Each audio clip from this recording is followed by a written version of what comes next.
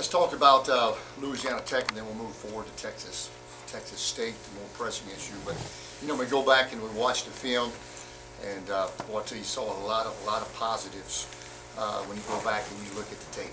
And the old saying, it's never as bad as it is, never as good as it is. It was bad in a lot of ways, but I'm gonna tell you, it was a lot of good things for the fact that our rush defense held them to 138 yards total rushing. We held their running back Dixon to 56, I think, total for the game. That might be a career low for him. And so I thought our guys flew to the ball. When you go back and watch our guys, they played hard for 4 quarters, and I was real pleased by that. Give their quarterback credit. He was a very accurate passer. He's a fifth-year senior. He's been in a lot of big games, and he had some good targets. It didn't help that Troy McCullum was lost in the first quarter, and we didn't have him the rest of the game.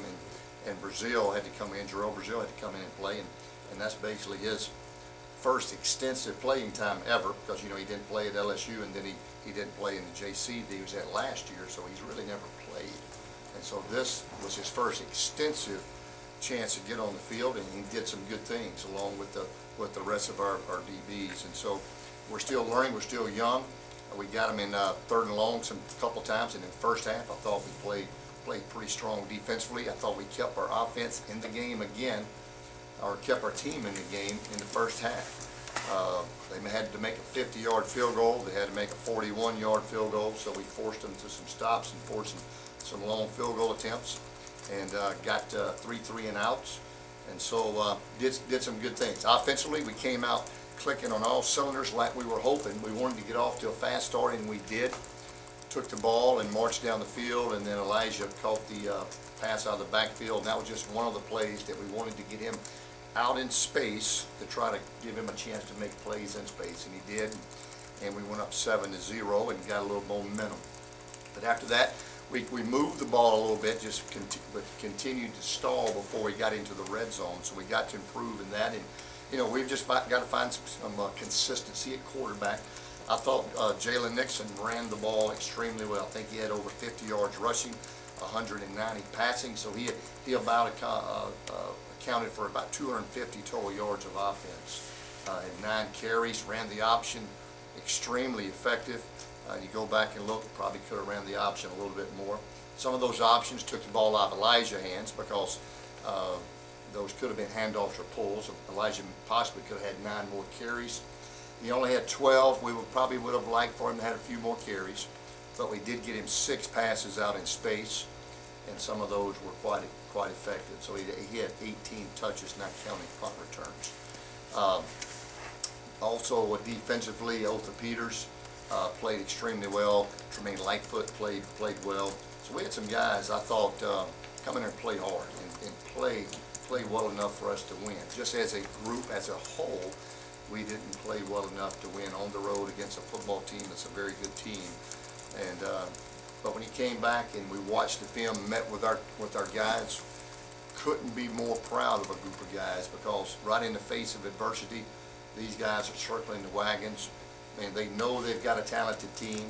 We know we have a good football team. We just hadn't shown it for 4 quarters yet. And they're anxious to keep playing and getting better. He went to practice last night, and I thought had one of the best Sunday nights that we've had. A lot of juice, a lot of energy, and I was real proud of the way they attacked practice. And because they know that we got some guys that's been in our program for a while. They know what our program's about hard work, doing the little things, and they did that last night. So I was really proud of them. Moving forward, Texas State. Coach Franchione, I got a lot of respect for Coach Franchione. He's one of the guys I sort of look up to. I get to visit with him a couple times a year at coaching conferences and Sun Belt meetings, and he's always got a word of encouragement. And I think he, was one of the best coaches that's coached the game. He's been very successful everywhere he's been, and he's doing a great job of developing a program there. And I know he's had to make a tough decision this past week, as all head coaches do from time to time. And now he's got a new defensive coordinator, his son Brad. And so that's the thing that we're a little concerned about, is they've got 2 weeks to prepare for us. They've got a new defensive coordinator. What are we going to see? More of the same? Or are they going to tweak what they're currently doing? Or are they going to wholesale change? That's the million-dollar question. But nevertheless, you know, it's a big game because it's the next game. It's at Cajun Field, and it's a new season, and that's what we're talking to our team about. Our record right now is 0-0 in Sun Belt Conference. And last year, we were in the same boat, felt about the same way. And that's really why we feel as bad as we do, is because our expectations have really changed in the last 5 years. 5-6 years ago, it'd probably just be another year. But now, with the expectations the way they are and the way we want to play and the way we want to finish, yeah, it stings and it hurts an awful lot when you don't play well and you don't win a game that you feel like you could have won or been more competitive in. And so that's why it stings a little bit more. But nevertheless, they're excited about getting the conference play, to get back at Cajun Field, where we're going to play awfully well, awfully hard, and hopefully we can get off to a great start in conference play. But we've got a good team coming in here that's going to be really, probably, you know, eyeing this one because, you know, we've won 2 in a row against those guys, and trust me, I'm sure they want to get some of that back. So it'll be quite a challenge. They've got a good football team. So with that, we'll open up any questions. Coach, you said at the beginning of the season that you were trying to, with the changes on the defensive staff, trying to find that identity, what your defense would be, find that identity. On offense now, do you think of anything coming out of this Tech game that maybe you found your identity with Jalen back there, knowing that, you know, there's certain things he does effectively and did effectively in the Tech game, and maybe that's who you're going to be offensively going forward, because that's what you're effective at doing. Well, you know, here's the thing about our offense, and I told somebody yesterday, our offensive coaches have put an offense on the field the last 4 years. In the last 4 years, we've averaged 35 points a game. So they hadn't forgot how to coach football in the last 6 months. And so they're going to get fixed. But, you know, getting back to Jalen, you know, if you look at the style that we've had in the last 2 years, that's what we've had, is a quarterback that could run the option, keep people honest, could throw the play action effectively. I thought Jalen ran the ball strong. I thought he missed a couple passes that he would even tell you that he normally would hit. And that shoulder still wasn't 100% of the night, so I got to give him credit on that. He fought through some shoulder pain, threw the ball some really nice shots, and a few that he wished he had, you know, could have made a little better throw. But, you know, we're going to evaluate that this week. I'm getting to the point, and I'm sure you guys are too, because I'm not a musical chair type quarterback. I want to get to a guy, get some consistency at practice especially, and so we know going into the game, you know, here's our game plan. This is what we're going to do, and not, well, if it's just the quarterback, we're going to do this. If this is the quarterback, we're going to do that. So you're really preparing for a little more than you normally would prepare for, because both quarterbacks are a little bit different. And so we'll see this week. We've got to see how Jalen comes back. He looked good last night. See how he comes back on Tuesday. And but from all indications, the way he looked last night, he'll be 100% if he gets the call on Saturday. I think that kind of musical chair at quarterback has maybe contributed a little bit to that slow start offensively. Maybe so. You know, that's the key. Is, you know, it's not easy. If it was easy, every team would go 12-0 when they had a new quarterback. And it's you've got to give kids that do the right things, that perform well in practice, you've got to give them opportunities. Both those guys have been lights out in scrimmages, lights out in practice. They're leaders.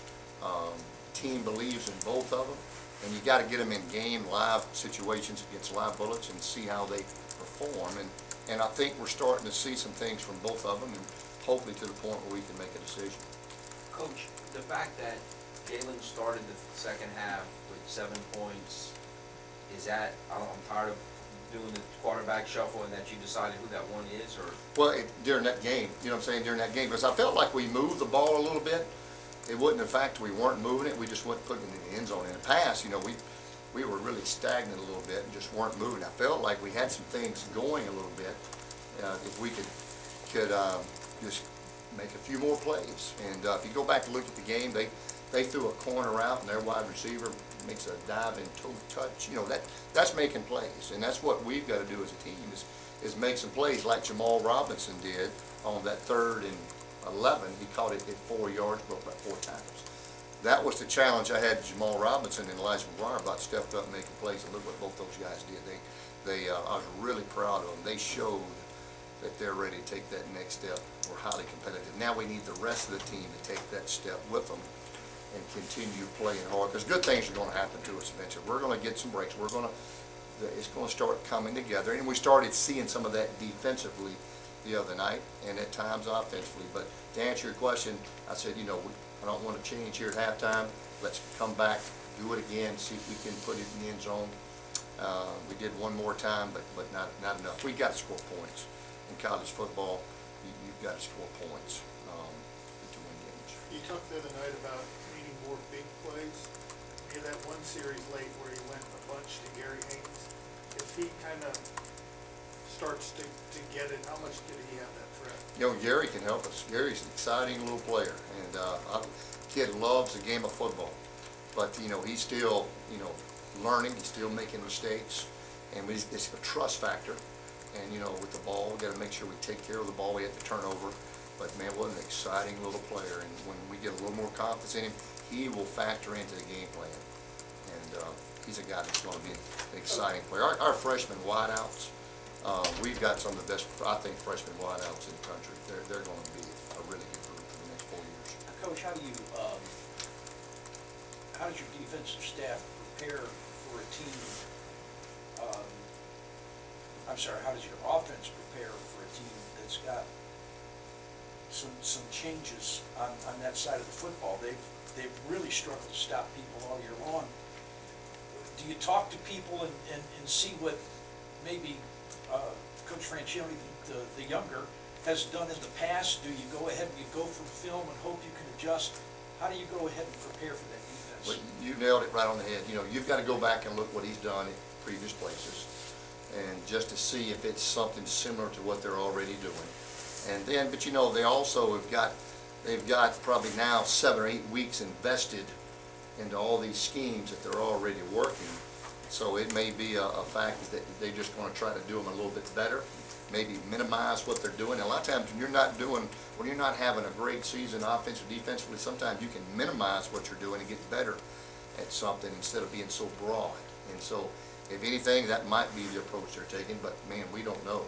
So you've got to prepare for an awful lot, and hope that you are somewhat in the ballpark, but you got to be ready to make adjustments. If you're not, they come out something that's totally out of the blue. So does that mean that you've got plan A and plan B and maybe plan C, just in case they do some things that, depending on, once again, the things that you've been able to learn? Right, you do. And what we do offensively, running the inside zone, we see a lot of looks from our defense, 3-man front, 4-man front, and you're basically going to be one of the two, either an odd or an even, but with some variations of an odd and an even. So, if we ran a lot of different run schemes, it'd be maybe more difficult, but when you're an inside zone team, that's what you major in.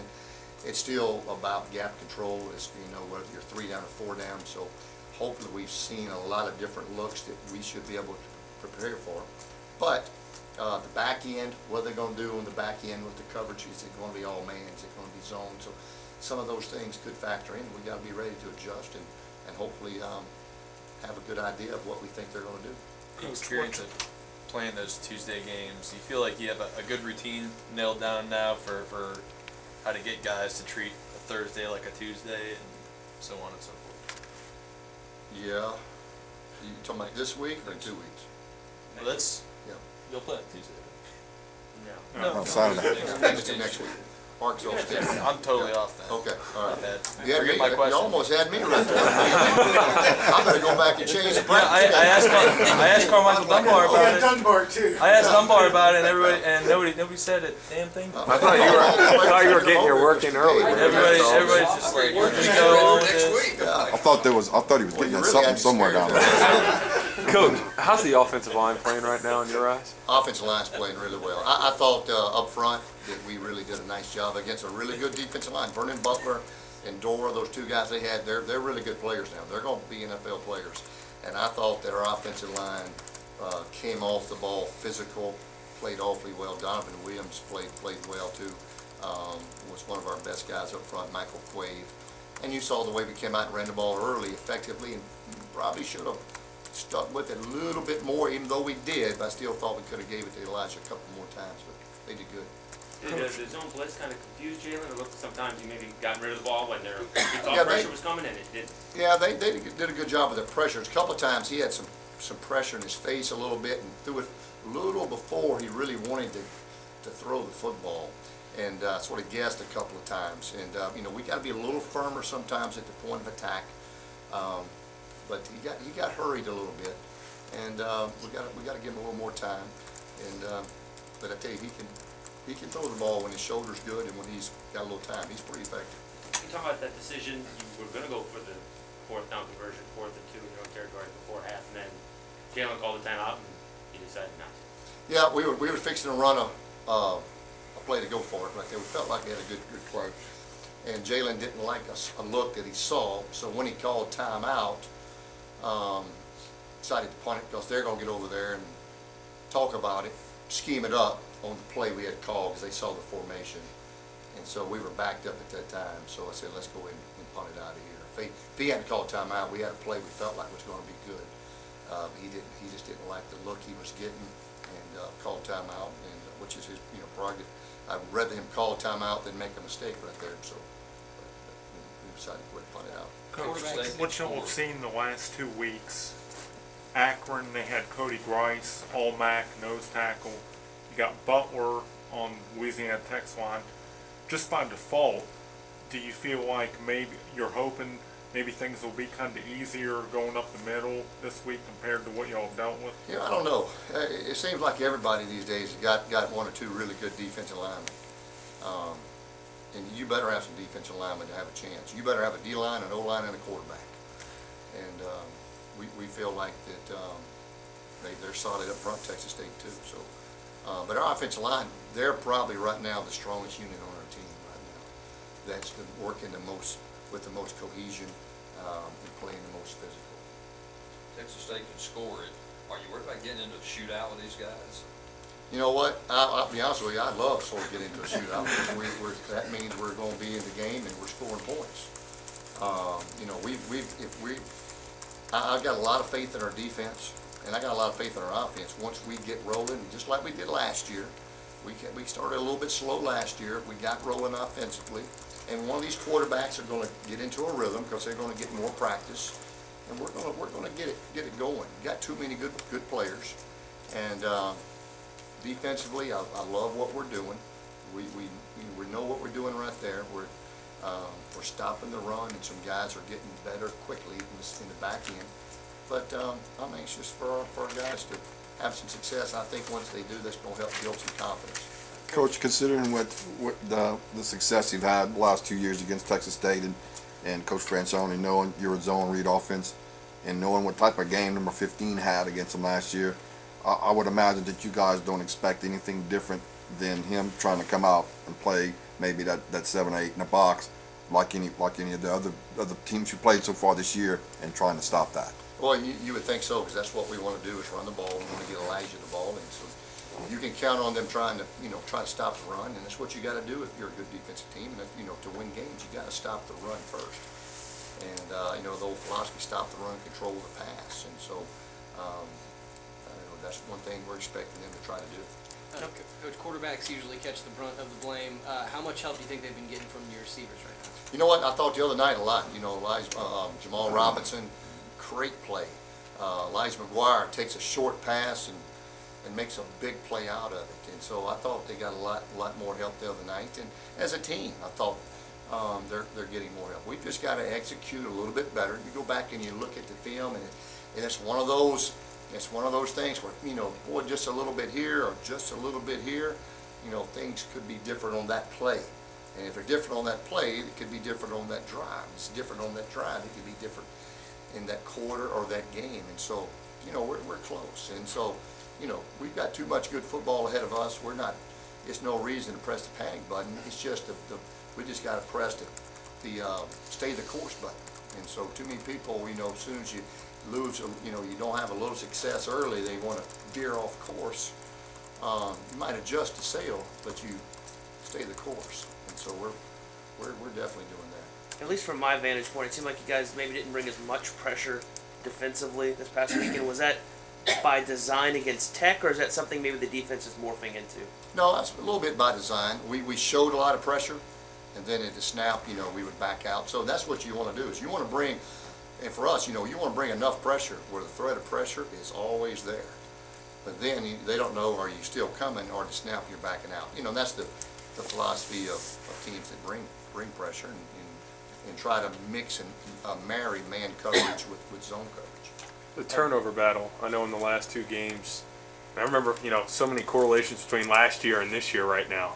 Have the opportunities been there for y'all to, I know I've been watching on TV and watching the games, but have y'all been missing opportunities to get that turnover? We have, they dropped a punt on their own 7-yard line, and our center did a great job. Jacob Guidry sprinted down the field, drops it and dives on it, and they both sort of dive at the same time. They recover. Those are the type of breaks that eventually, the law of averages, if they hold true, we'll get a couple, and they'll start coming our way. But we're making some. We just got to recover them. We had a big, who was it, Lightfoot knocked a pass down that very easily, we could have had a chance to pick that one off. So we got our hands on a lot more. And if you're getting your hands on a lot more balls, in the law of averages, you're going to start getting some of those. They're not always going to bounce back toward them. So we're going to get there, and I have no doubt about it. We just got to keep working. Seems like you guys were kind of working behind the sticks a lot against Tech. How do you make sure that you're setting yourself up for those manageable? That's a great point, because that's the thing we talked about. First thing in our offensive staff meeting post-game was our 3rd and longs. Well, we were in 3rd and long way too much. When we were in 4th and 3, 3rd and 3 or less, we converted 100% of the time.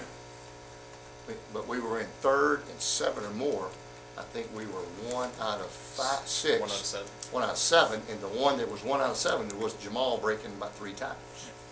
So when we're 3rd and short, man, we know how to get 3rd and shorts. It's just not a lot of magical plays for 3rd and 11, 3rd and 10. Those are much more difficult. Do you set yourself up for that by, because it seemed like y'all were trying to throw out on the perimeter a lot on 1st down and try to catch them out there. Is it maybe just a sequence thing where you figure out how to kind of run with it? Well, yeah, and it's sort of pick your poison. You want to get the ball on the perimeter to some talented wideouts, because you feel like you got some matchups, and you want to get the ball to Jamal, and you want to keep them off balance, and really when we're expecting you to run the ball on 1st down, it's great down for play action. But if you're not successful, then now you're 2nd and 10, and then now you're a little bit behind the sticks. Then you get 4 yards, then it's 3rd and 6. Whereas, instead of moving the chains, but you gotta take some chances, and we had some guys open, and we collected a few of them, but we've gotta be a little more efficient when we're throwing the ball in play action on 1st down. You and the coaching staff still waiting on Otha Peters to have a breakout game or big play, something like that? Yeah, made some big plays, but I tell you, Otha Peters played pretty sound. I tell you, he was physical. He's getting better and better by the day, just getting into his own a little bit, and so I think here at the right time as we get into conference play.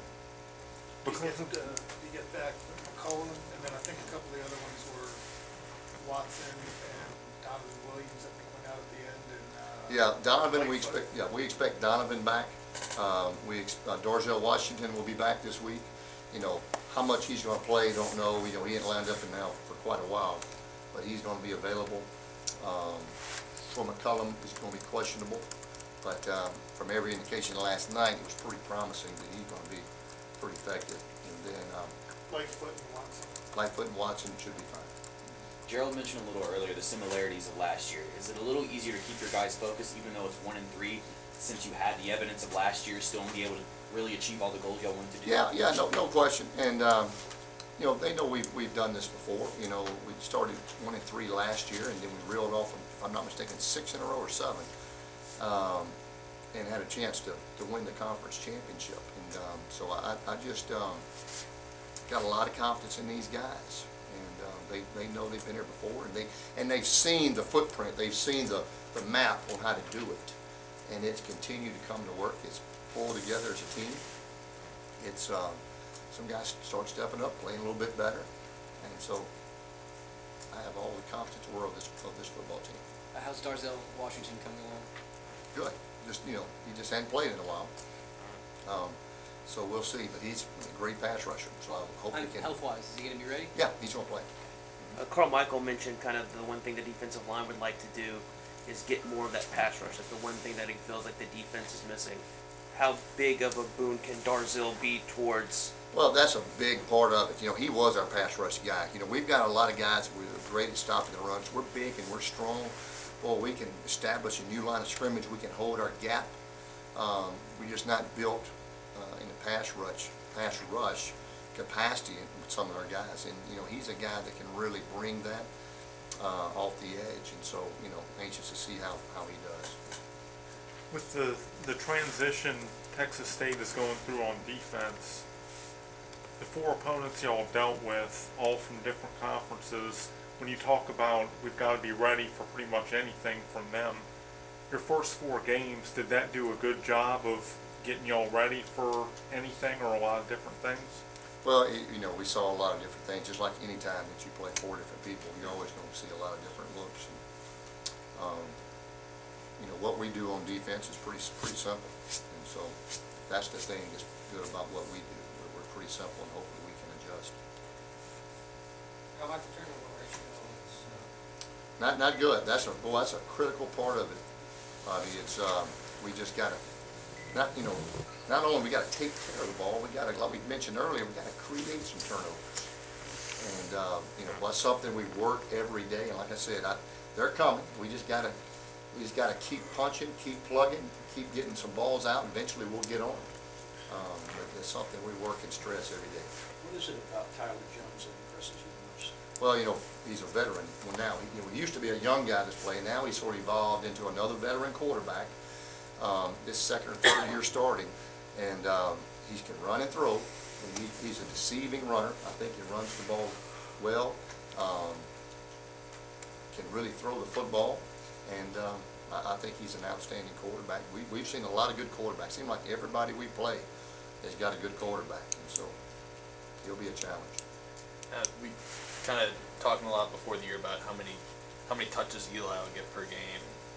You look back at Saturday, it felt like he didn't really get the ball a lot, but he had almost 20 touches. So is that still something that's kind of difficult for you guys to manage and not get him too much, but make sure you're getting him enough? Yeah, he's got to carry the bulk of the load. I would have liked him having maybe another 4 or 5. I'd like for him to get, in that low 20s in carries, and then still maybe about 5 balls, in some capacity, because when he catches the passes, typically they're some type of big plays or plays where he can get the ball in space. So it gives him a chance to help us. And he caught the wheel route, he caught the swing pass. So he had some pretty nice plays the other night. We wanted to get him in space a little bit more, and we did. We'd like to hit him on the run on that one wheel route, so he maybe could have done a little more with it right there. But he's effective when you get him the ball. He's more durable. I think everybody's seen that. He's running the ball hard. I thought he ran the ball hard the other night. I know you're probably not pleased with how much work he's gotten, but how pleased have you been with Stephen Coots so far this year? I'll tell you, he has been, if there's been a bright spot of the first 4 games, it's been Stephen Coots. This guy is unreal. He's up until this past game before the block, he was in top 6 in the country. And he downed 2 inside the 10, 1 on the 3, 1 on the 4 the other night, and then 2 more inside the 20. The guy has a weapon, and he works all day long on his game. He walks around campus with a football and works on his drops on the way to class. Dangest thing I've ever seen. This guy is unbelievable. So